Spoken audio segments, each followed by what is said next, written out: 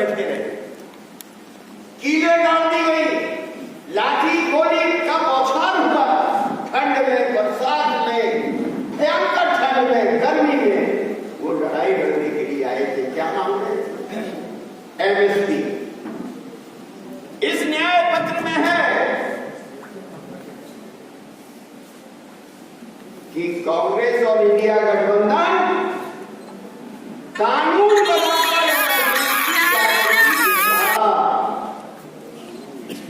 ऐसे नहीं कि हम आए और हमने ले लिया, अगली बार कोई दूसरा आया या अगले साल हम ही ने नहीं दिया। जिस तरीके से रोजगार का अधिकार कानून बना के यूपीए सरकार ने इस देश के गरीबों को दिया मनरेगा के रूप में, जिस तरह आदिवासियों को कानून बनाकर उनको अधिकार दिया, जिस तरह शिक्षा का अधिकार दिया, जिस तरह भोजन का अधिकार कानून बनाकर दिया यूपीए सरकार ने, हम इंडिया की सरकार आएगी देश में तो हम कानून बना के इस देश के किसानों को एमएसपी की गारंटी देते।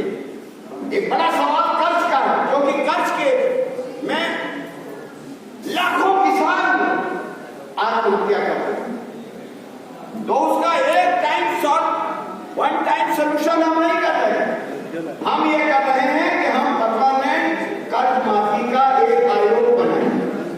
वो आयोग उस पर चर्चा करेगा और देखेगा कि यहाँ पर क्या हमको करना चाहिए। बीमा की रकम सीधे बीमा कंपनियों के खाते में नहीं, मोदी के मित्रों के खाते में नहीं, बीमा की किसानों की बीमा की रकम सीधे किसानों के खाते में आने का काम होगा। इस तरह से अग्निपथ ये इस देश की सुरक्षा से, इस देश की गौरवशाली सेना के साथ और इस देश के जो हमारे शहीद हैं, इन सबका अपमान मोदी सरकार ने किया है। इस प्रकार हमने ऐलान किया है कि हम अगर सरकार में आएंगे, इंडिया गठबंधन सरकार में आएगी, तो अग्निपथ योजना समाप्त करेंगे और जैसे पहले भर्तियां होती थी उसी तरीके से सेना में भर्तियां होगी। मैं एक उदाहरण देता हूं, अगर अग्निपथ जारी रहा तो जो गौरवशाली 6 रेजिमेंट और दक्षिण की रेजिमेंट है, वो राजपूताना रेजिमेंट है, गोरखा रेजिमेंट है, गोरखा तो खत्म ही हो गया। नेपाल वाले लोग नहीं जा रहे हैं, वो चाइना जा रहे हैं। मोदी जी, चाइना जो गोरखा हमारे लिए जान देता था, अब वो हमारे सेना के लोगों का जान लेने के लिए आएगा।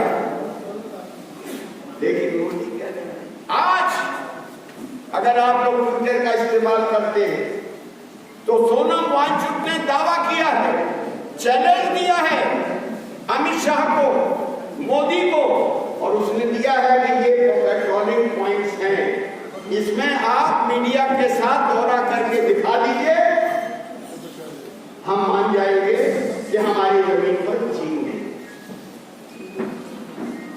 32 दिन तक खुले आकाश में -10 डिग्री टेम्परेचर, लेकिन इस देश के अंदर असहमति की कोई गुंजाइश नहीं है।